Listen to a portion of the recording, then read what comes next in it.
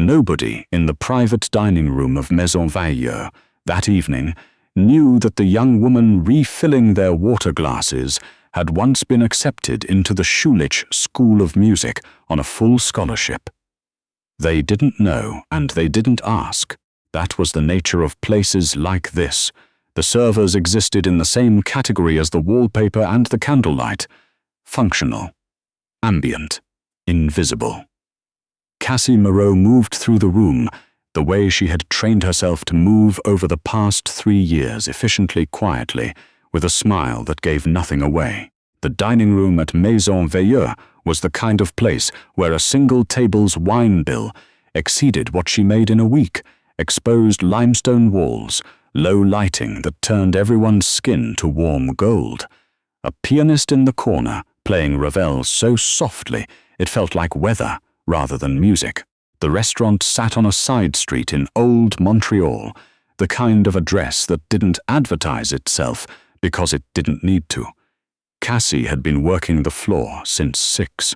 It was now nearly 9, and the room was deep into its evening rhythm. The particular hum of expensive meals and careful conversation that she had come to know as well as her own heartbeat. She was not supposed to be here. That was the thought she kept pressed down, the one she refused to let surface during a shift. She was supposed to be finishing her master's thesis at McGill. She was supposed to be corresponding with a professor in Vienna about a summer research position. She was supposed to be 28 and building something, not carrying a tray of amuse-bouches to a table of men who were already drunk enough to be too loud.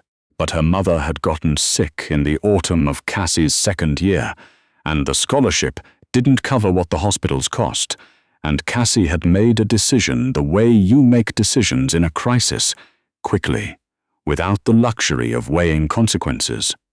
She had taken a leave. 1 semester had become 2. 2 had become a year. A year had quietly calcified into something she no longer called temporary. She didn't talk about any of this at work. There was no point. The restaurant's head server, a careful man named Luc, who had worked the floor for 20 years and had the posture of someone who had never once slouched, had paired Cassie with table 9 that evening. It was not a coveted assignment. Table 9 was in the back corner, partly obscured by a half wall of frosted glass. The table management gave to guests who had specifically requested privacy, which usually meant they were either discussing something they shouldn't, or they were the kind of people who simply liked the theater of exclusivity. Tonight it was the latter. The man at table 9 was named Thornton Gale. Cassie had recognized him the moment she'd seen the reservation. She would have had to be living entirely off the grid not to know who Thornton Gale was.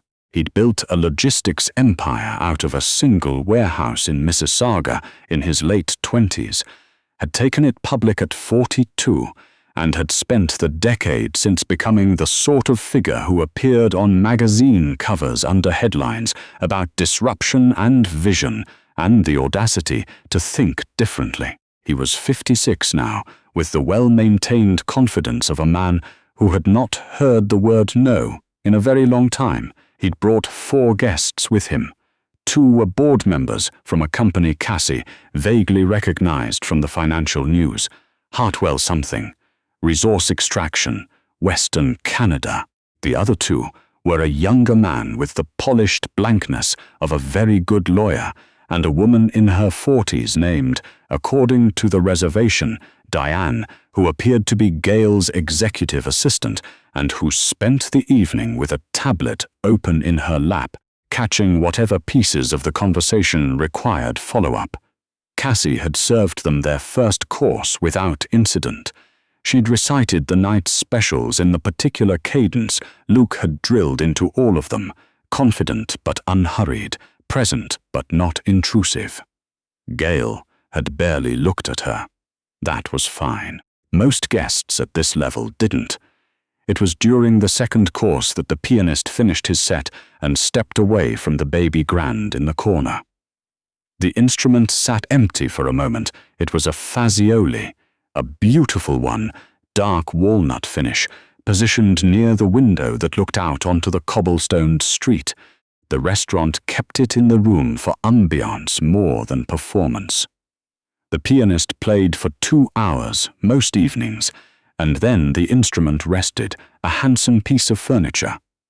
Thornton Gale noticed it the moment the music stopped. He had that kind of attention. Restless, always scanning, always looking for the next thing to make interesting. Cassie had refilled his water twice and had been close enough to the table to observe that he was the sort of man who led every conversation without appearing to try, who asked questions he already knew the answers to, who laughed at his own observations a half-second before anyone else did, as though he were also his own best audience. "Does anyone play?" he said, loudly enough that it carried to the adjacent tables. The board members looked at each other. The lawyer looked at Diane. Diane kept her eyes on her tablet. "Come on," Gale said. He picked up his wine glass and tilted it in the direction of the piano. Beautiful instrument sitting there doing nothing. Someone must play. This was how he talked, Cassie had noticed. He framed everything as though dissatisfaction were the only reasonable response to a vacuum. A beautiful instrument doing nothing. The implication: this is wasteful. This is a problem. I am the person who solves problems. One of the board members, a heavy-set man with a northern Alberta accent who'd introduced himself earlier as Caldwell, shook his head with the good humor of someone used to performing good humor. "I did piano lessons until I was 12. I think that's where my musical career peaked." The table laughed. Gale smiled. He was already bored by the answer. Cassie was refilling the water glasses on the adjacent table when she heard him say it. "What about you?" She looked up. Gale was watching her. Not the way guests usually watched servers. The ambient, half-conscious tracking of a glass or a plate. He was watching her directly, with the full, considering attention he'd been giving to the conversation. It was startling, in the way that sudden direct sunlight is startling after a long time in shade. "I'm sorry," she said. Her voice was even. She'd had 3 years of practice at keeping it even. He nodded toward it. "Do you play?" The table had gone quiet in the particular way that tables went quiet when their host did something unexpected. The board members watched. The lawyer set down his fork. Cassie was aware, in the periphery of her attention, that Luke had looked up from across the room. "A little," she said. It was the answer of someone who wanted to end the conversation. Thornton Gale had built his career on not letting conversations end on his terms. "A little," he repeated. There was warmth in his voice, the kind of warmth that could be mistaken for genuine interest. "That means either you're modest or you're being polite. Which is it?" The table waited.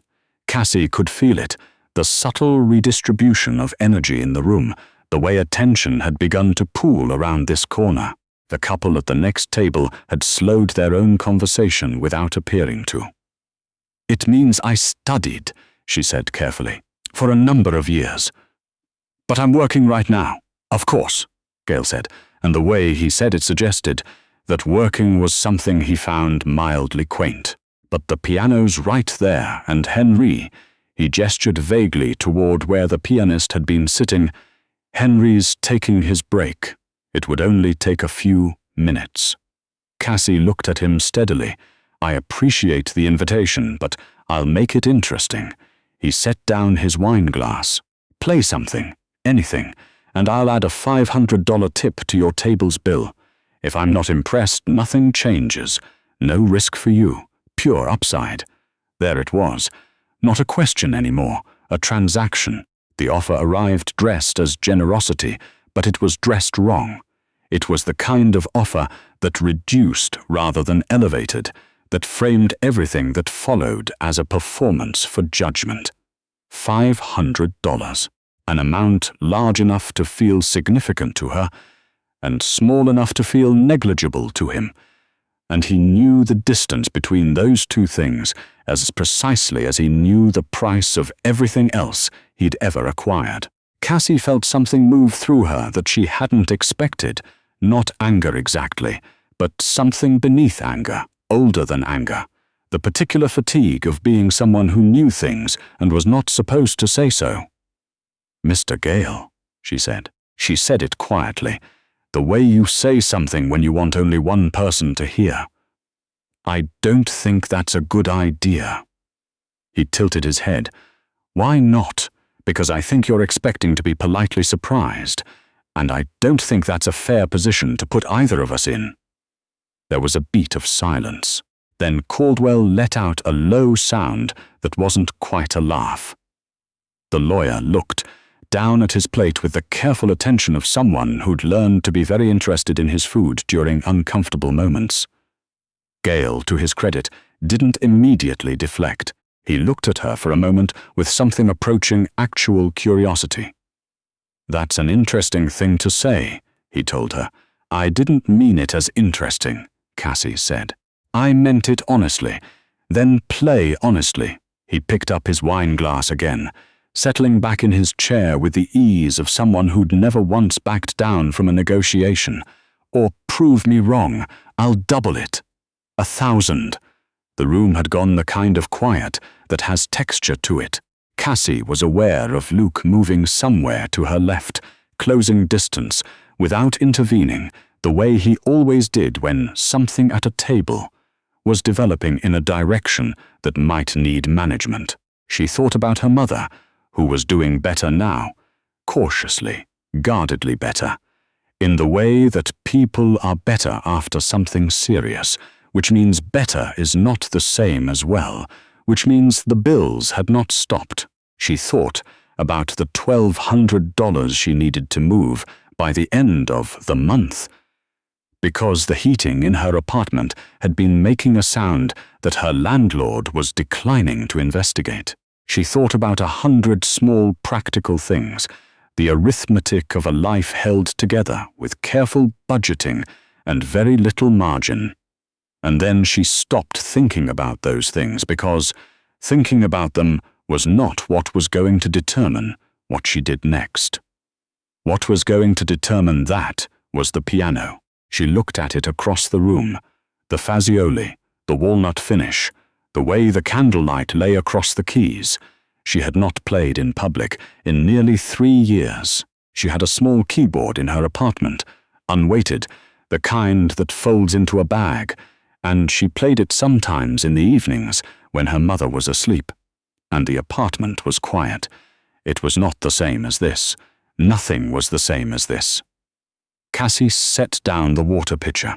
She straightened her jacket, the white server's jacket with the small crown and bonnet insignia on the breast pocket that Maison Veilleux used for its floor staff. She looked at Thornton Gale with the clear, unencumbered gaze of someone who has just decided something. "No bet," she said. "I'll play, but not for $1,000. He looked surprised for the first time all evening. "Then why?" She didn't answer him. She walked to the piano. She did not rush. This was important to her. She would not rush. She settled onto the bench and adjusted it with the quiet efficiency of long habit, the way your body remembers the right distance even after years, the way certain things live in the muscles and not the mind. She set her hands in her lap for a moment. Around her, the restaurant had gone fully still. Someone at a table near the door had put down their fork. Henri, the pianist, had returned from his break and was standing near the service entrance with his coat in his hands, watching. Cassie thought for a moment about what to play. She could have played something beautiful and immediately accessible.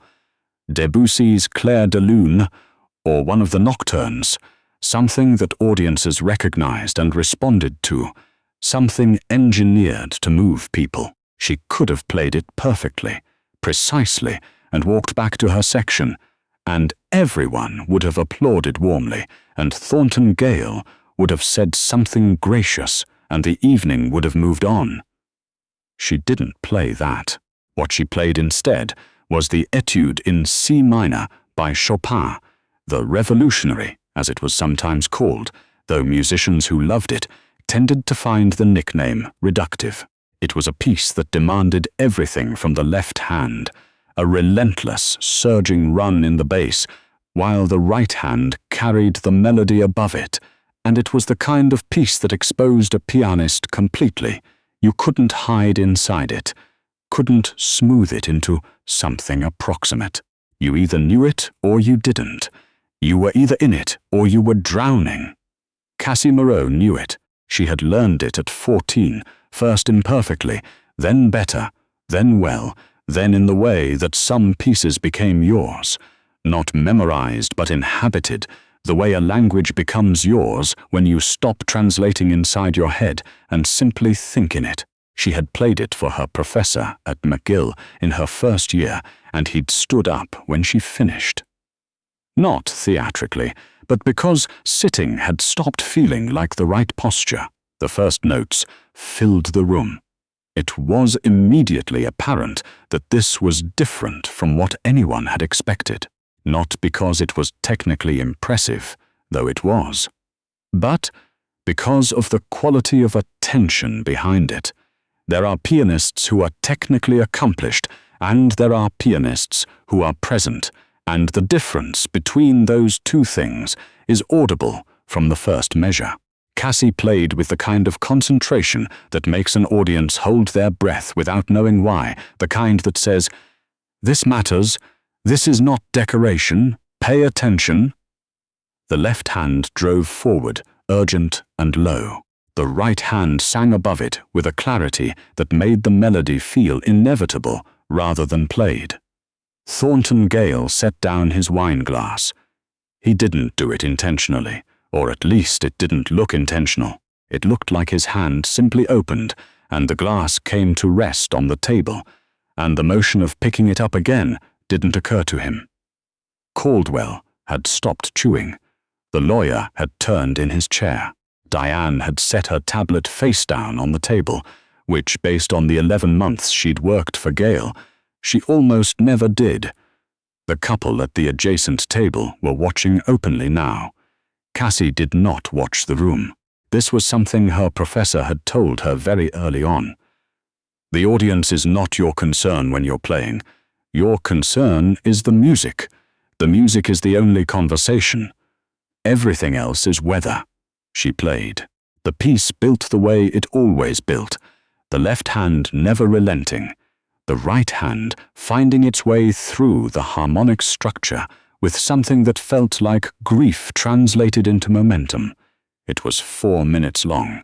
In those 4 minutes, the dining room of Maison Veilleux became a different kind of place than it had been a few minutes before. When she finished, the last chord settling into the room and then dissolving, Cassie sat for a moment with her hands still on the keys.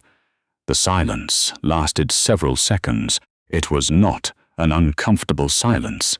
It was the kind that follows something that has asked something of the listener, and the listener is still answering internally.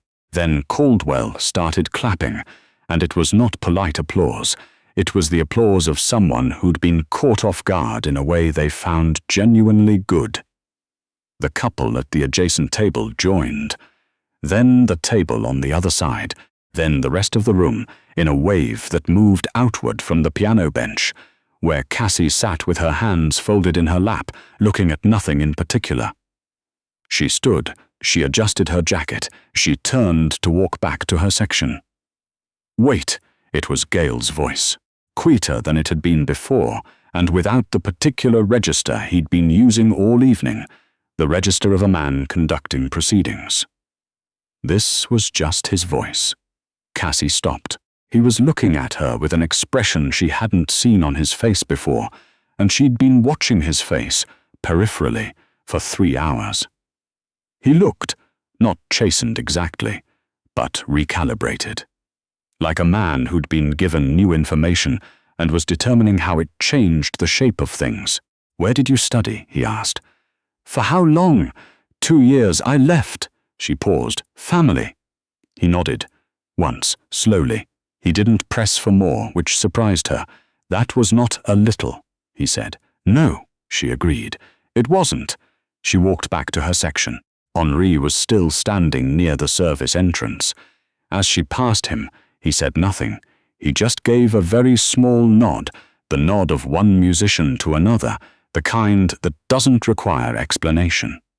Luc materialized beside her a few minutes later as she was updating a drinks order. You should have warned me, he said quietly. I didn't know I was going to do it, she said, which was mostly true. He looked at her for a moment. Then, I'm going to need you on Thursdays going forward. We've been looking for someone for the musical evenings. He said it with the flat delivery of someone announcing a scheduling change, and then he moved away before she could respond. The rest of the evening passed in the ordinary rhythm of service, cleared plates, refilled glasses, the gentle orchestration of a long dinner moving toward its close. Table 9 finished their meal. Gail signed the bill. As Cassie was collecting the last of the glasses, she found an envelope under the bread plate with her name on it. Not Cassie, which no one at this restaurant except Luc knew, but her full name, Cassie Moreau, written in even, deliberate handwriting. Inside was a business card. On the back, Gail had written a number, a phone number she didn't recognize, and towards below it, call us. Below that, in a different hand, someone else had added this.